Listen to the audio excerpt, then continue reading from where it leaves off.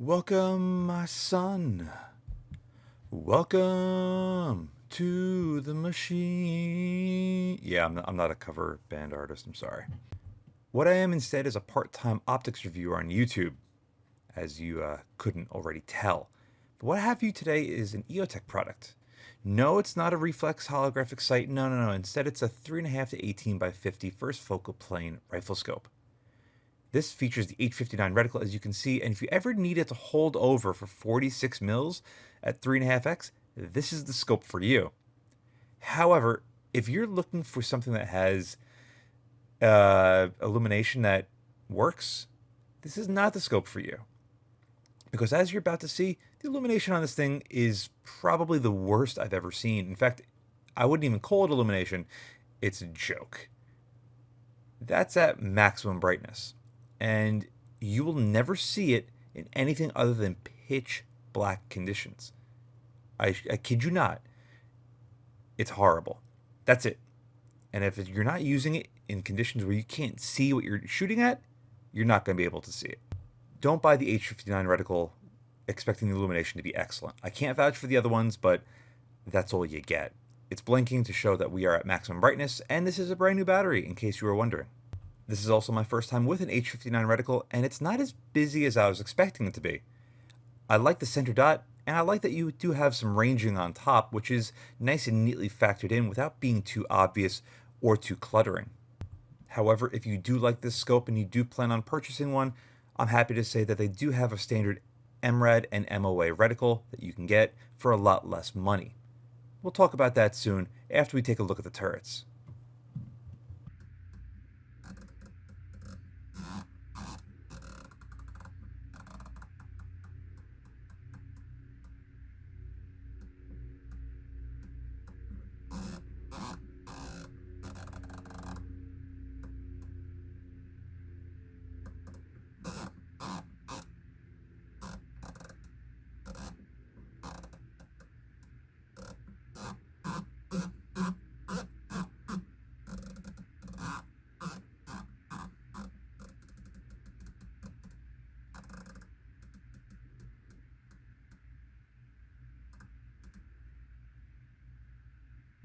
The illumination might not be up to snuff, but the turrets feel truly fantastic.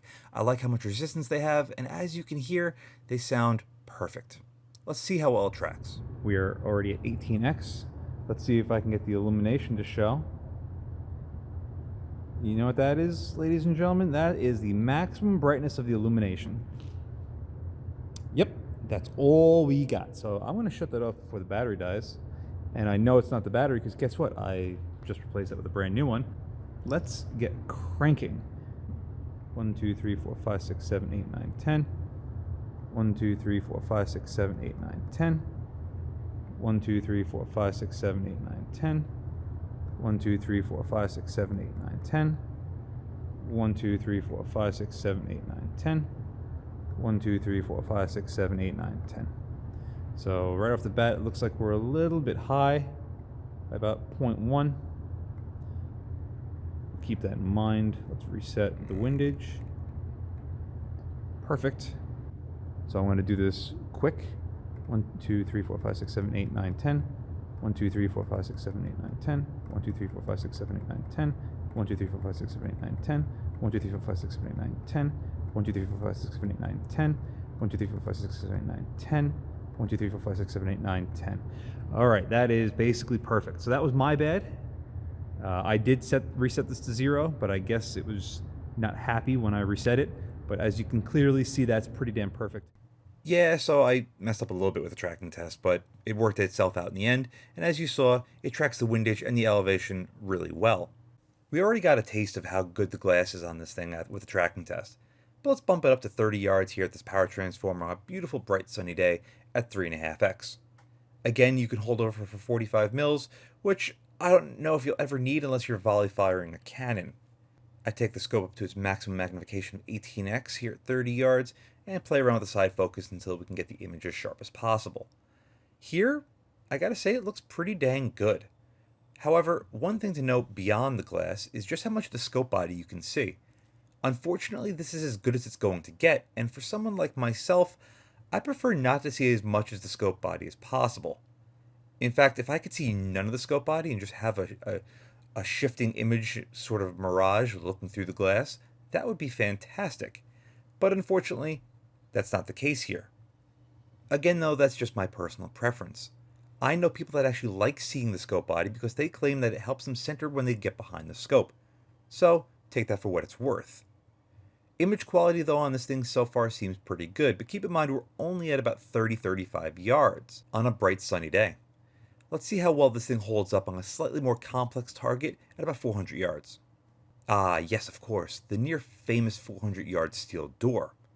A couple things we can note real quick.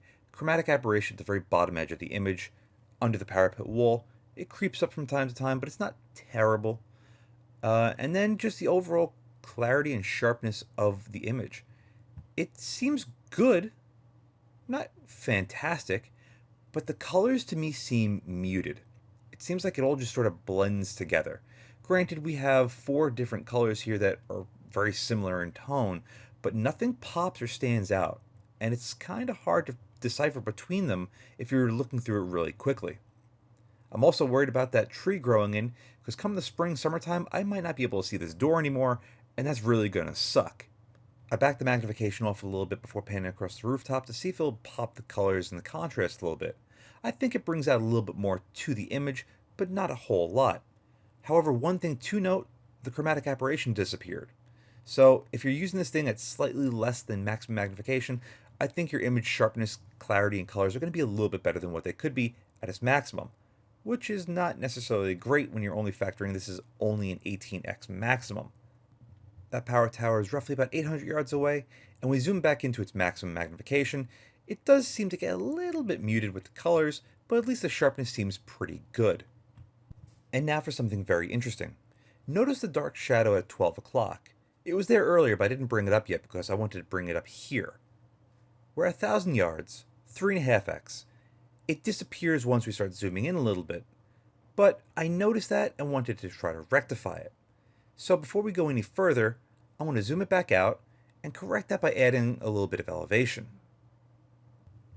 I add about 8 mils of elevation. It of course clears up a little bit before that, but I figured let me add just a touch more. Once the elevation is factored in, I reset up the mount and I zoom back in. The image actually looked pretty good when we were zoomed in all the way last time, but now when we zoom into 18x, it's got a slightly dark shadowing at 6 o'clock, and the image might not be as sharp or as bright as it was earlier. I play around with the side focus to get it a little bit better, but that's about as good as it's going to get. So even though the focus didn't really shift too much, it doesn't seem like it has the same level of brightness to the image.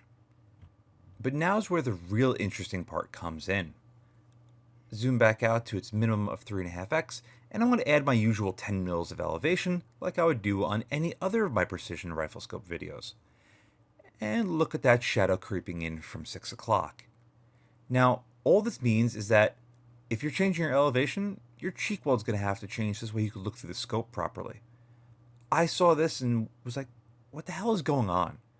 I've never experienced it to this level with any other scope before. I've noticed a little bit of darkening and shadows from here and there, but never like that. When we zoom all the way in, I have to readjust the camera to be able to look through it. So after I center the camera back up to be able to look through the scope properly, I play around with the focus, and I am happy to report that the image still looks really good. So your cheek weld's going to be changing, but at least the image quality doesn't really degrade whether you're going from 0 to plus almost, what are we at now, 20 mils? So at least there's that, but I've never experienced such a dramatic eye box shift from just elevation changes before. Very strange. Let's see how it fares in slightly darker and more adverse conditions. So later on in the afternoon, it's a lot darker than what it appears on camera because I bumped the settings up to make it seem a little bit brighter, and it's okay. Scope is about as bright as it is outside, which is pretty good, but it's nothing spectacular. It's only a 50mm front objective, so it's not crazy. And as far as illumination goes, that's maximum. So don't expect this thing to blow you away or wow you. Moving on to my home away from home, the 50-yard line at my local range, we zoom in all the way into 18x, and we take note of a couple of things. One, the image looks really good, a little bit of chromatic aberration at the bullseye at 6 o'clock, and you could very easily make out every single individual 22 LR hole again at 50 yards. I really like the center dot of the H59 reticle. For nothing else other than that, it's a really, really fine point of aim, point of impact when you get it zeroed properly, and it works great. Another thing to note before the iBox test, the parallax setting on this thing is perfect. When you set it to 50, it's 50 on the dot. iBox test here at 3.5 is not terrible.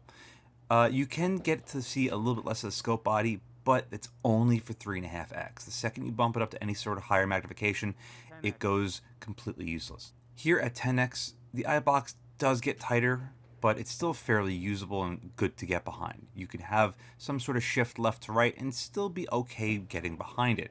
However, once we bump it up to 18x, like we're about to do it right here, it becomes super, super tight. You have to be 100% squared away with this thing for you to be able to look through it. It's even a challenge for me to get behind it freehand with a camera right now. To really use it, you need to be locked down behind it with a perfect cheek weld in a very solid position. If not, you're going to be challenged to be able to use it properly. And yes, the illumination is on full. Even when you're off in the shadows, you can't see it. But I wasn't really expecting that anyway. From the 50-yard line, we make our way up to the 100-yard line. Again, there's a very stellar performance with this scope with the side focus. We're a little bit over 100 yards, and again on the knob, it's just over 100 yards. It's basically perfect. Not many manufacturers, number one, get this right, or number two, even have numbers on the side focus knob. Me, I really like it because if it's close to what it actually is, you can use that as a rough idea of ranging. There's a touch of chromatic aberration at the 6 o'clock edge of the bull, and the very top target against the dirt berm. The chromatic aberration that this scope puts out is not that obtrusive or noticeable. It's very finite and only on very high contrast areas at maximum magnification or really close to it on bright sunny days like it is today. That steel target's roughly 200 yards away, and you gotta say, there's a lot of fine detail to that thing that you can really pick up through the glass. Again, goes for the dirt berm. I don't know if it's because of the direct sunlight or what it is, but it looks really, really good. I'd say a little bit better than how the scope performed the rest of this video. We pan across the field to the 200-yard paper targets, and the first thing we're going to notice is more of that chromatic aberration. It's not just the 6 o'clock edge of the bull, but it's the top edge of the paper again, and the top layer of the snow. It's almost like a haze that's on top of everything. It's not so bad to me that it's drawing my eye away from where I'm trying to be focusing on the target, but it's still something that you're going to, unfortunately, inevitably have to deal with. Before we pan over to the 300-yard steel targets, let's just take note of all the detail on that paper target. You can make out everything that's printed on it, and it's fantastic. I actually shoot around a 223 over it, which you're going to see the vapor trail for it right now. Unfortunately, you can't make out that hit at 200 yards with only an 18x scope, but at least there's a lot of detail in the target itself. Moving on to the 320-yard steel targets, you can see a 4-inch gong to the left of that wooden post and 2 wooden ones to the left of the right post, which my friend is right now going to shoot with a 22 LR. You can clearly make out that was a hit because the plate wiggled a little bit. He's going to shoot at that a couple times while I shoot it with my 223, as you can see right there. Very clearly to make out a hit, and you can see the vapor trail of the bullet very easily. Chromatic aberration is creeping into the video against those 2 horizontal steel tubes. Again, it's noticeable, but I don't think it's too distracting, so in my opinion, it's a pretty good performance in that regard. That's actually a really good way of summing up the scope. It's pretty good. It's got a lot of features. Not all of them are good, though. Some of them are really good, some of them are to straight up horrible. So it sort of averages out to just being pretty good. But for the price that this thing is, $1,900, I don't think you want to spend that much money on anything that's just pretty good. With that, let's get to my final thoughts. So what do we have here? What's our takeaway? This is a $1,900 scope that has some really nice features about it and some other features that are just pathetic. I speak, of course, of the illumination, because that's the biggest thing for me. Why bother actually having illumination on a scope when it is almost never going to be used? You'd have to be in such a dark environment to use this that it makes no sense to me. I know I'm not a very intelligent person, but still, I'd rather see this cut off and have the scope be $300 or $400 less expensive. Aside from having the illumination being useless, you might be saying, why do you have a scope cap on the back? Well, because this is all one piece with the magnification ring. If you were to have a traditional scope cap like this, you go to change your magnification, and oh dear, oh my, the scope cap changes too. But you might be saying, but you can get scope caps that turn independently from their caps. And yes, but if you're running a regular Butler Creek, you can't expect to use it, because if you were to go to, let's say, twist it straight, what are you also doing? You are changing your diopter in the back. So, not the most thought out idea personally. It's a shame too, because this scope actually has phenomenal controls. Everything feels really, really good. If you watch my unboxing, I went over that briefly. But in hand, like even the anodizing on this thing feels top notch. It's smooth and silky. It feels expensive, and that's good. But feeling good and functioning good and being good are all totally different things. I'll make fun of the illumination on this again because it's push button. And when you push it, you don't really know if you're pushing the button or not. You can feel a little bit of a detent in there, but nothing crazy. Every time I turn this on, I'd actually have to look through the scope just to see if I actually turned it on or not, because you don't really know for sure. You press it and you're like, it's not a very satisfying click. It's more like a thunk, and it's horrible. Especially with this one, because you go to turn it on and you don't know if it's on, so you press the illumination button to get it to maximum brightness, and again you don't know if it's on, so you cover it, and then you might be able to see it. It's hard. It's horrible. Cut this off. Make it not cost as much as this is. But see, it's $1,900 for the H59 reticle. If you were to get a standard milling reticle for MOA or Milrad, yes, these are about $1,500. But again, is the illumination better on those? I don't know. There was actually a 1:6 version that was for sale in classifieds a couple months ago, and the only question I asked the guy was, how's the illumination? Is it daytime bright? And he went, no, not really. And even though it was half of its street price, I didn't even bother getting it. And if you know me and you know this channel, I'm a huge LPVO guy, and I want to get my hands on every single one I can get. But I just had no interest, because I didn't want to be disappointed. And you know what? Who wants that? Who wants to be disappointed when they're spending upwards of $2,000 on an optic? I, of course, didn't buy this brand new, and thankfully I didn't, because if I did and I couldn't return this for some reason, I would be mortified. Anyway, let's see what this thing weighs in at. 33 ounces is actually pretty light, so at least it's got that going for it. If you were to compare this to a Razer HD Gen 2, 3 to 18, it's 12-ish ounces heavier. But how about this? The Arken Gen 2 6 to 24. Well, this is only $400. It only comes in just about 2.5 ounces heavier.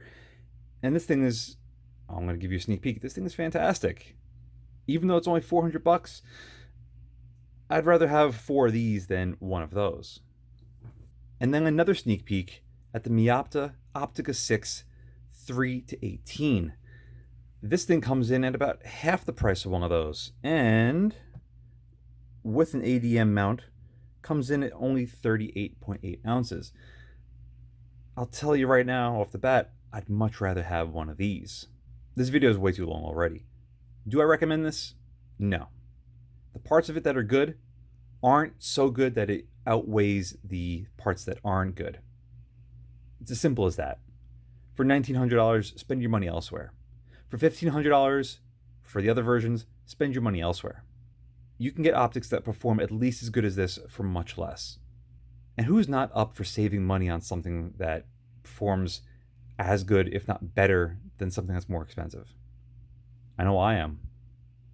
And with that, I have to thank my Patreon providers first, because thanks to my Patreon providers that allowed me to buy this scope used for your viewing pleasure, or maybe your viewing displeasure.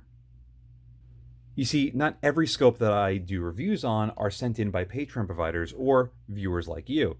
A lot of them are bought with my own money, and the reason why I do that is to provide you with the best content on scopes on the internet.